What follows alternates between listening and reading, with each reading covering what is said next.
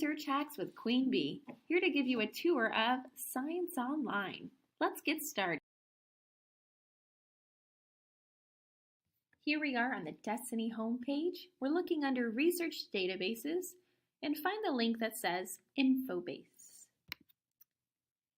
From here, you will see lots of choices and you want the one that says Science Online. Here's the home page to Science Online. You've got lots of different things to browse on the home page. The topic centers are really handy if you don't have a topic picked out yet.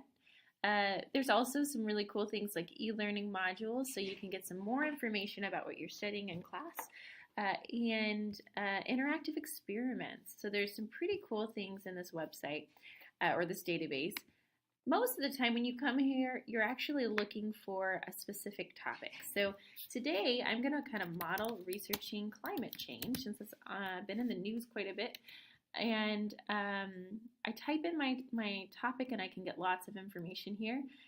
Hopefully you've already watched the Choosing Keywords tutorial that helps you avoid common problems like typing in an entire question or putting in too many words in your search box and helping you find the right ones to experiment with. Climate change in this case gave me 1,000 articles, 1 experiment or diagram, 22 images, 148 videos, 145 items in the timeline, and then 323 news articles, which you can actually narrow by the year it was published. So if you only want new articles, just click on the top link and it will give you the current year. Under the Articles tab, on the right-hand side, you can actually narrow your results even further. I like to really start by reading encyclopedia entries on a topic just to give me background. That's a really good place to start. I like to look at the source, which is on this bottom line. So this first article is entitled Climate Change. It's encyclopedia. Here's the first part of it. And this is the book that it came from. Each of these come from different books. So this is Space and Astronomy Encyclopedia, and this is a Weather and Climate Encyclopedia. You're probably going to get a slightly different view or vantage point from each different source that you look at. Let's look at the second one called Global Change, which is an interesting keyword that you might want to add to your keyword search list if you haven't written that down yet.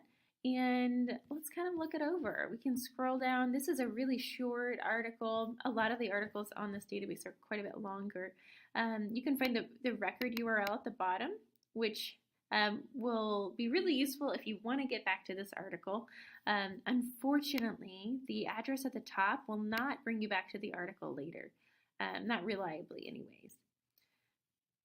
I prefer to download my articles as a PDF or straight into my Google Drive.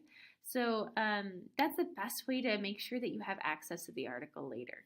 There it is, it's downloaded, and I can actually add that to a research file and really easily get to all of my articles for my research so that when I'm writing my paper or creating my presentation, I can create direct quotations and find my citations later. Here's my citation button, speaking of citations, and it creates the MLA citation for you or any other style that you might need. MLA is what is used most of the time for English classes, and some other subject areas prefer to use Chicago or APA. So just check with your teacher and find out what you need. There's a read aloud function as well. So Science Online overall is really easy to use, and I think it's a really helpful and useful resource for researching anything related to science. Best of luck with your research, and let me know if you need any help down in the Staley LMC.